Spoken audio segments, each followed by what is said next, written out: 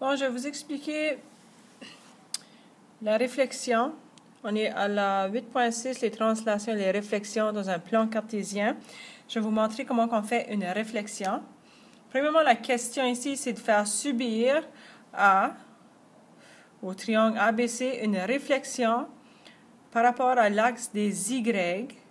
Fait subir une réflexion à chaque sommet, un à la fois. Ça fait, n'oublie pas, ici, la ligne à l'horizontale, ça c'est l'axe des X. Ici, c'est l'axe des Y. Notre triangle, le point A est à moins 2, 5. Je vais sur l'axe des X, moins 2. Je monte ici. Ceci, ça va être mon point A. Point B, 2, 3, plus 2, plus 3. C'est mon point B. Mon point C, moins 5 plus 1. Je viens ici. Vous voyez, ce sont des nombres pairs. Mais à chaque ligne, ça vaut 1. Alors, je viens ici à moins 5.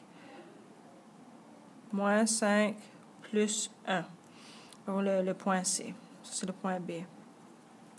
Ça fait, une fois que vous avez fait ça, je vais relier les lignes ensemble. Ça va nous aider. Un peu, pas mal. Et je vais, pour qu'on puisse voir comme il faut, je vais ajouter de la couleur.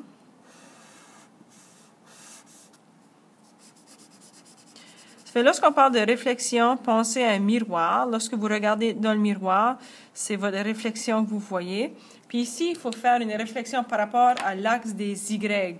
Ceci, c'est l'axe des Y. Alors, c'est comme s'il y avait un miroir ici. Qu'est-ce qu'on verrait de l'autre côté? Ça fait, pour faire ça, la façon que je le fais, je regarde ici. Mon A, par rapport à l'axe des Y, j'ai 2 unités vers la gauche. Alors, je fais l'inverse. Je viens ici. Je fais 2 unités vers la droite. Ça, c'est mon point A. Et on met une petite ligne comme un apostrophe pour être capable de différencier entre le triangle de départ et sa réflexion. B, ici, à partir d'Y, j'ai 2 unités vers la droite. Alors, je vais faire l'inverse. Ici, je vais aller 2 vers la gauche. B. Ici, le point C, j'ai à partir de... Je monte d'une unité, 1, 2, 3, 4, 5. Je fais l'inverse. Je monte 1, 2, 3, 4, 5. Faire ça à nouveau. Monte 1, 2, 3, 4, 5. Ici, je vais appeler ça mon point C. Je vais relier mes points ensemble. Alors, c'est B avec un petit numéro 1, une petite ligne. Il ne faut pas oublier ça parce que c'est comme ça qu'on fait pour différencier entre le triangle ou l'image originale et sa réflexion. Alors, les coordonnées ici, j'ai plus 2 pour A, plus 2, plus 5, plus 2, plus 5. Ici, à la C, j'ai plus 5, plus 1, plus 5, plus 1. B, moins 2, 1, 2, 3, 1, 2, 3, moins 2, plus 3. Ici, moins 2. Si on remarque ici, les coordonnées, les chiffres sont les mêmes. 2 et 5, 2 et 5.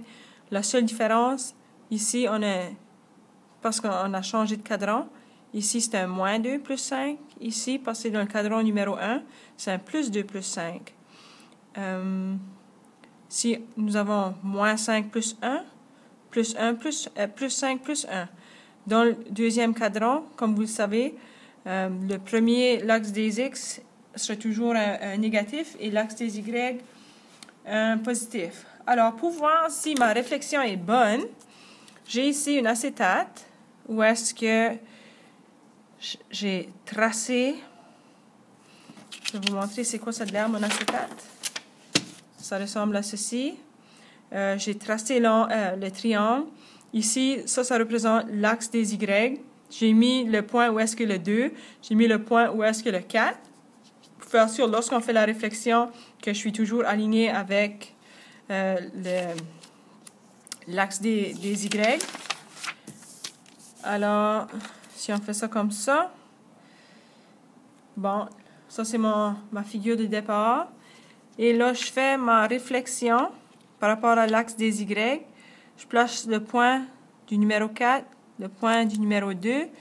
J'aligne l'axe des Y ensemble.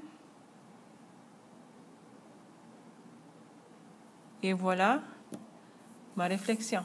Alors, c'est comme ça qu'on fait une réflexion.